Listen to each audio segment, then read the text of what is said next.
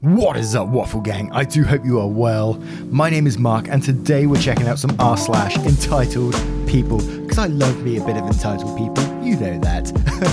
And let's just crack straight on with today's stories. Much love, guys.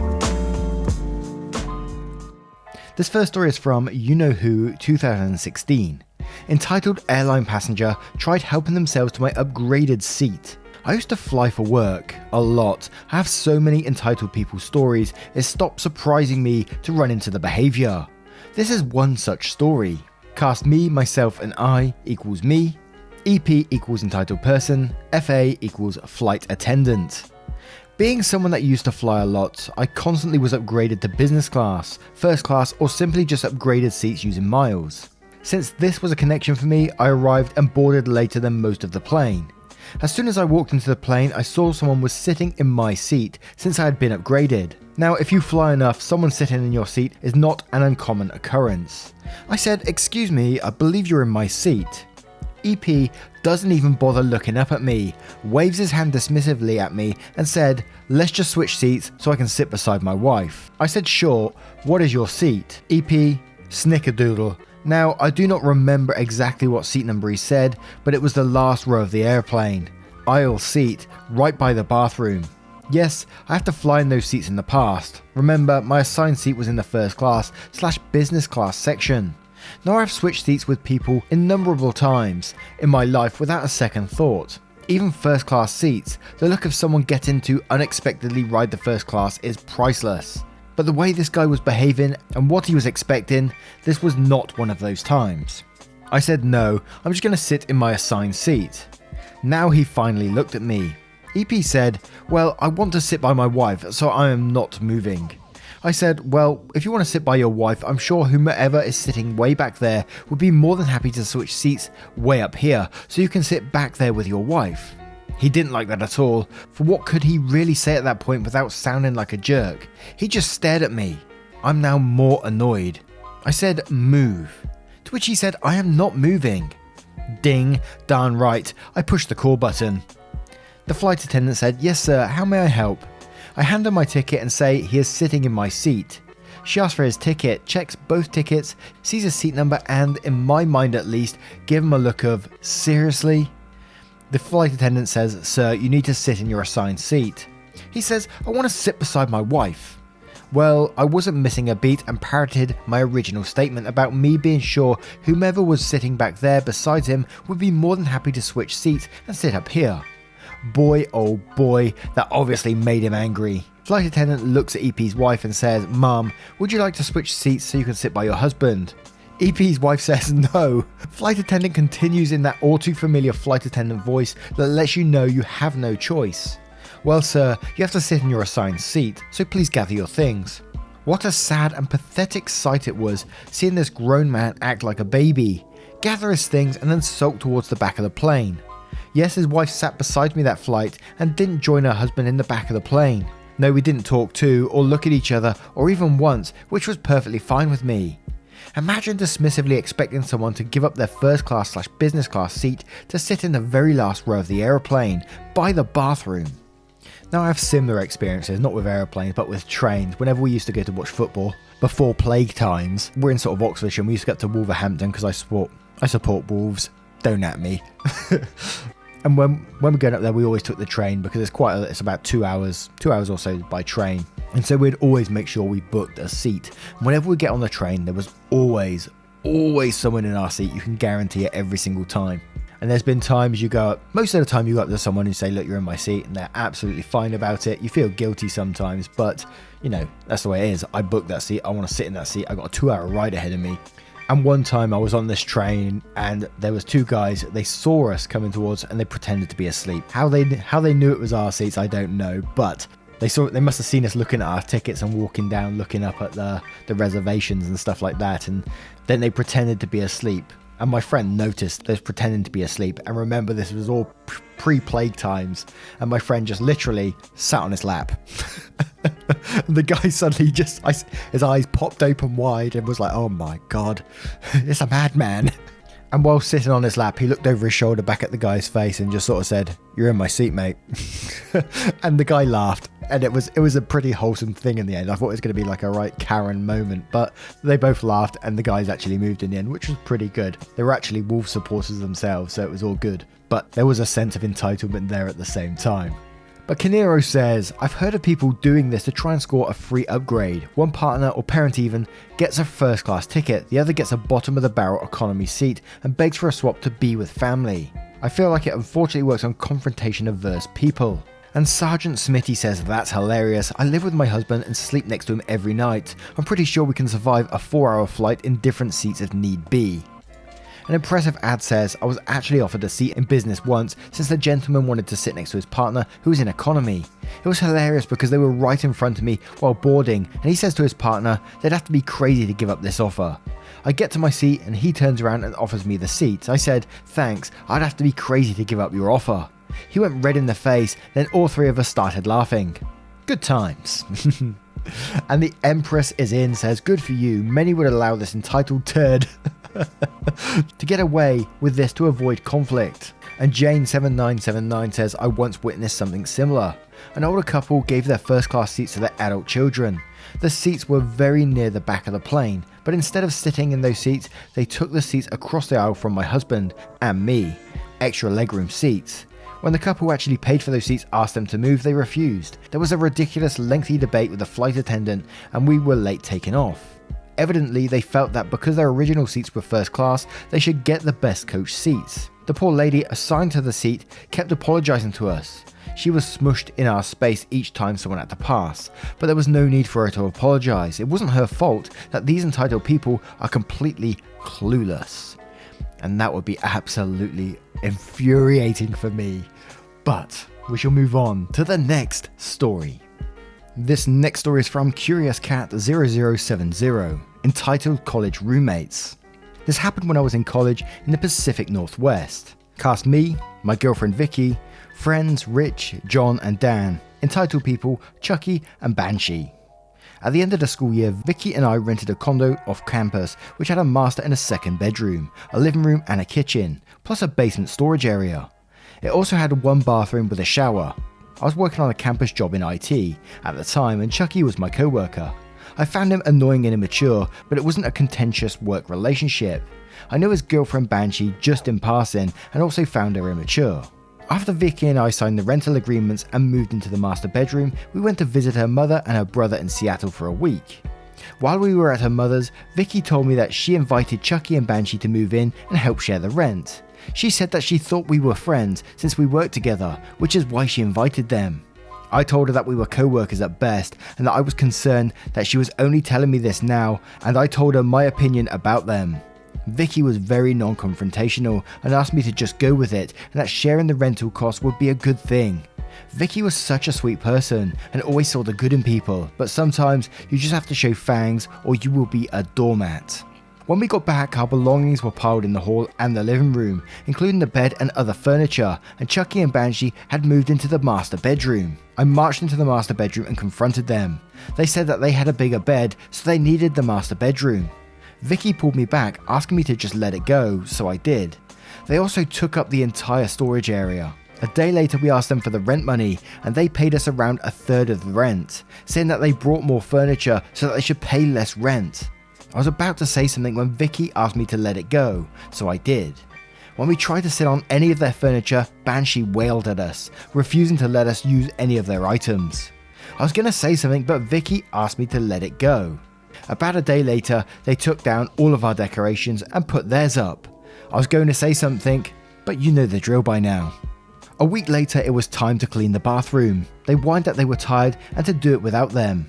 You know the drill. Vicky and I were the only ones to clean the bathroom from then on. They never did any of their dishes and expected us to clean the kitchen and cook. We did our dishes, but dishes with rotten food piled up in the sink and on the counters. You know the drill. Banshee took up half the kitchen with boxes containing her childhood toys. I asked them why they couldn't use the basement storage area, and Banshee replied that the toys would be lonely and cold and they needed them to stay in the condo. You know the drill. Vicky and I took occasional trips back to Seattle to visit her mum. When we returned, there was obvious signs that our bed was used, along with makeup pads, used Kleenex and used band-aids lying around in our room that were not ours. You know the drill. Any disagreement resulted in Banshee screaming at the top of her lungs and then storming out, slamming as many doors as she could. After 2 months, Vicky went on a study abroad program to Europe. I drove her to the airport, saw her off, and when I got home, it was open season on Chucky and Banshee. I invited my friends Rich, John and Dan to crash at our place. We would hold sporting events in the condo, throwing a football, bouncing a basketball, fencing or playing laser tag. The place wasn't that big, so it was a lot of noise, something that Banshee hated. She would stomp out of their room and scream at us, and we would say, What? I can't hear you." We even had a coconut shucking contest. We told them that they were going to pay half the rent or we would use their furniture and take down their decorations. So they did. We took their dishes with rotten food and hid them under their bed and around their room. We stopped cleaning the bathroom, and later we scraped scum off the shower and toilet and did the same. Since the TV was Vicky's and mine, we never let them watch anything they wanted. We opened up all Banshee's childhood toy boxes and took a look at them all. Even running through the condo with a toy lawnmower that has bouncing balls in a clear dome and makes revving and popping noises. Isn't that one of those really old school ones? I think I had one of those. I guess that was enough, as after a month of that, they told me indignantly that they were moving out, as if it were a threat or something that would be bad for me. My friends and I just smiled and said, "Awesome, how soon can you move?" On moving night, my friends and I held a party just outside the front entrance. We had beach towels, umbrellas, a cooler, a blender, tons of food, and even a couple of cheerleaders, fellow students who came out to support us and brought pom-poms. Every time a box or piece of furniture came out the condo, and when it was loaded into their car, we rose and cheered, often doing waves. They had to make several trips, so it took hours. When they brought out their massive couch that they refused to let anyone else use, it was clear that they were struggling. So about 20 minutes of cheering, we dropped comments like, "Ooh, that looks heavy. You guys are working up a good sweat. Don't let that fall on your feet. That would be painful." They set the couch down and Banshee stormed over, put her hands on her hips and glowered at us. "Are you going to help us, or are you just going to sit there and make fun?" We pretended to have a discussion for a short time, then we all looked at her and said together, "Sit here and make fun." Never saw them again after that, as I had moved to a different campus job when the new semester started.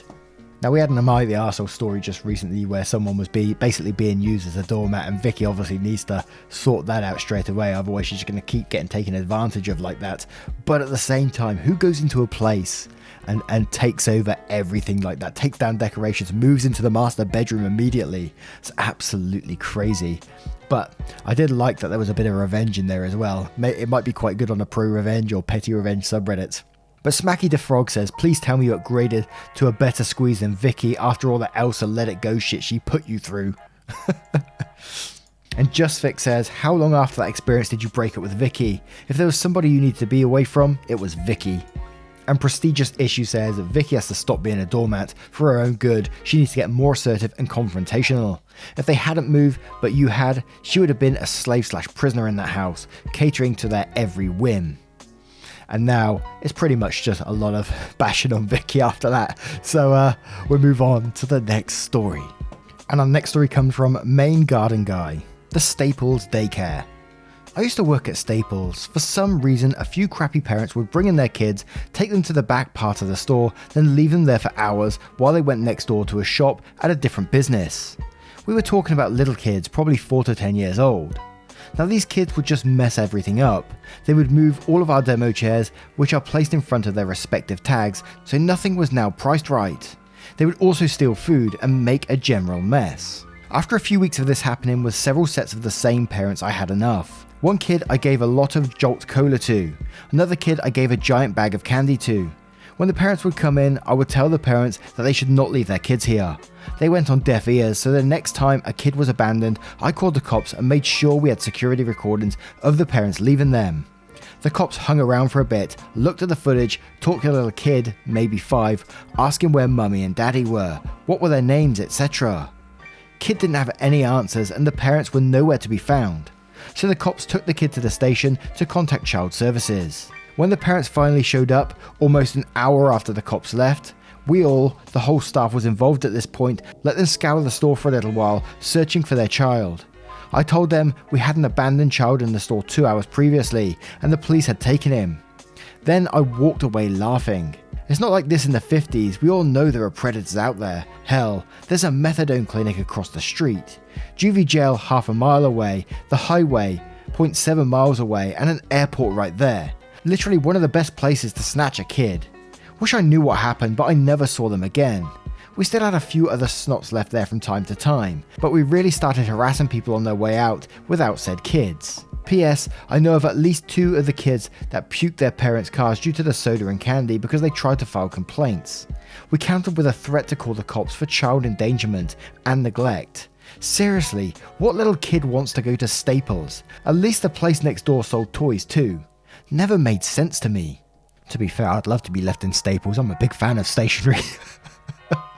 Oh god, not as a kid though, I guess.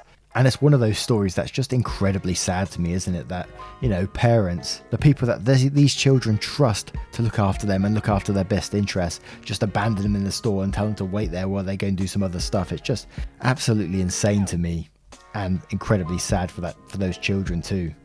And our next story comes from Raphaelia1206. This is not okay.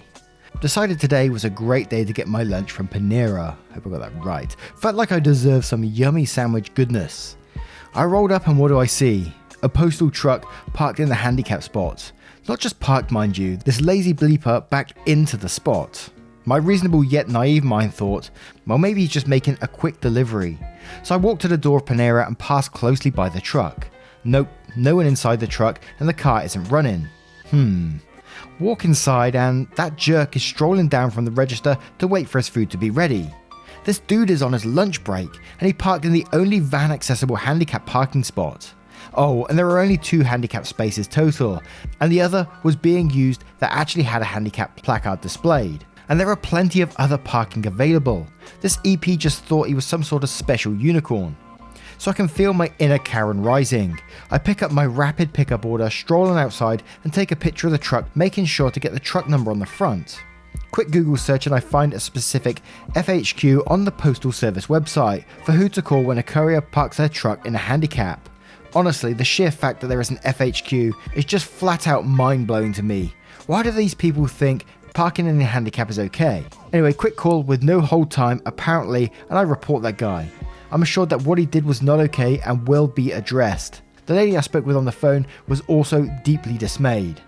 Hope your flagrant disregard for handicap laws was worth it, dude. Edit to those saying, how do you know he wasn't disabled? Obviously there is no way to tell other than him not having a placard. Not like I was going to confront him and demand he proves it to me. If he's disabled, then me reporting it will do nothing to him because his superiors will already be aware and do nothing. They'll probably have a laugh about it and move on. If he wasn't disabled, then he needs to be held accountable. Simple as that. And there was a couple of comments below saying, how do you know he wasn't disabled and stuff like that, and many other comments saying, yeah, fair play for doing what you do. And then we move straight on to another story.